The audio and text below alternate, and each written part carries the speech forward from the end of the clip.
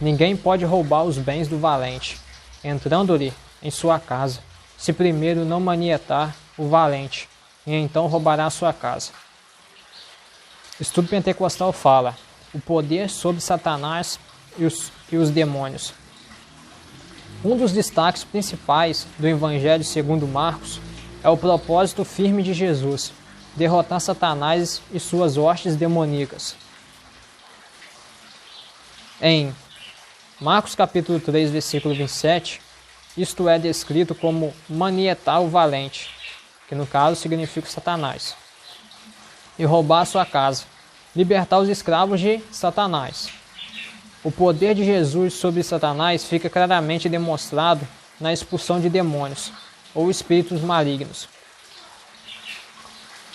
Agora vai falar sobre os demônios. O Novo Testamento menciona muitas vezes pessoas sofrendo de opressão ou influência maligna de Satanás, devido a um espírito maligno que neles habita. Menciona também o conflito de Jesus com os demônios. O Evangelho segundo Marcos escreve muitos desses casos. Eu não vou citar todas as referências bíblicas aqui, senão vou ficar até amanhã aqui. Os demônios são seres espirituais com personalidade e inteligência, como súditos de Satanás, inimigos de Deus e dos seres humanos. Mateus capítulo 12, versículo 43 até o versículo 45. São malignos, destrutivos e estão sob a autoridade de Satanás. Mateus capítulo 4, versículo 10. Os demônios são força motriz que está por trás da idolatria, de modo que adorar falsos deuses e praticar o mesmo que adorar os demônios é praticamente o mesmo que adorar os demônios. Livro de 1 Coríntios capítulo 10, versículo 20 fala sobre isso. O Novo Testamento mostra que o mundo está alienado de Deus e controlado por Satanás. Os demônios são parte das potestades malignas. O cristão tem de lutar continuamente contra eles. Efésios capítulo 6, versículo 12.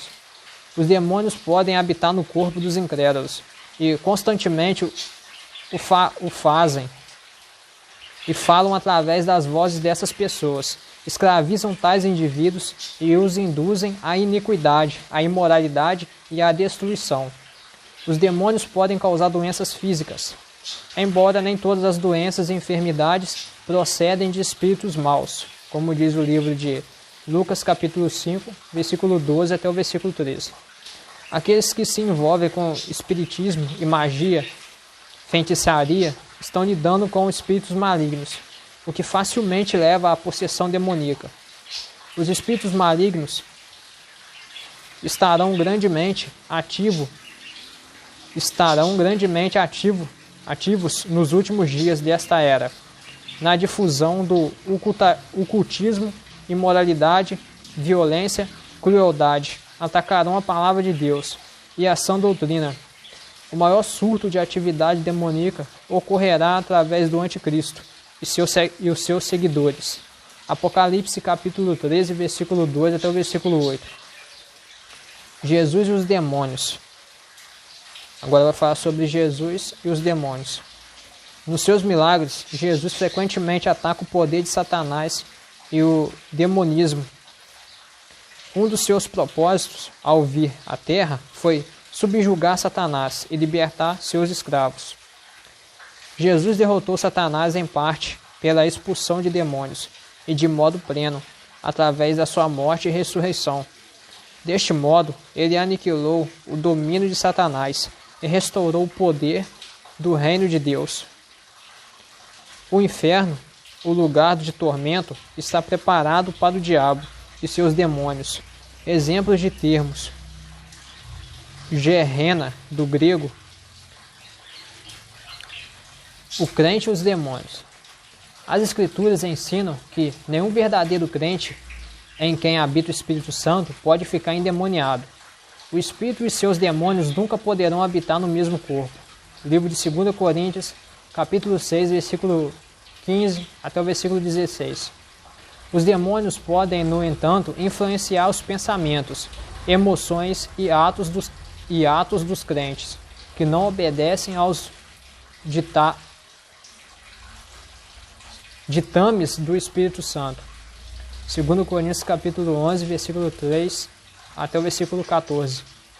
Jesus prometeu aos genuínos crentes autoridade sobre o poder de Satanás e das suas hostes. Ao nos depararmos com eles, devemos aniquilar o poder que querem exercer sobre nós e sobre outras pessoas, confrontando-os sem trégua pelo poder do Espírito Santo. Desta maneira, podemos nos livrar dos poderes das trevas. Segundo a parábola em Marcos capítulo 3, versículo 27, o conflito espiritual contra Satanás envolve 3 aspectos: declarar a guerra contra Satanás, segundo o propósito de Deus; ir onde Satanás está, qualquer lugar onde ele tem uma fortaleza, atacá-lo e vencê-lo pela oração e pela proclamação da palavra; é destruir suas armas de engano e tentação demoníacos; apoderar-se de bens ou posses, libertando os cativos do inimigo, entregando-os a Deus, para que recebam perdão e santificação, mediante a fé em Cristo. Lucas capítulo 11, versículo 22. Seguem-se os passos que cada um deve observar nesta luta contra o mal. Reconhecer que não estamos num conflito contra a carne e o sangue, mas contra forças espirituais do mal. Efésios capítulo 6, versículo 12. Viver diante de Deus uma vida fervorosa, dedicada à sua verdade e justiça. Crer que o poder de Satanás pode ser aniquilado, seja onde for o seu domínio. E reconhecer que o crente tem armas espirituais poderosas, dadas por Deus, para a destruição das fortalezas de Satanás. Proclamar o Evangelho do Reino na plenitude do Espírito Santo. Confrontar Satanás e seu poder de modo direto, pela fé no nome de Jesus. Ao usar a palavra de Deus, ao orar no Espírito, ao jejuar e ao expulsar demônios.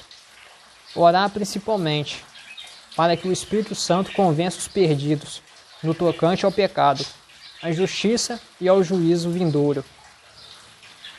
Orar com desejo sincero pelas manifestações do Espírito, mediante os dons de curar, de línguas, de milagres e de maravilhas.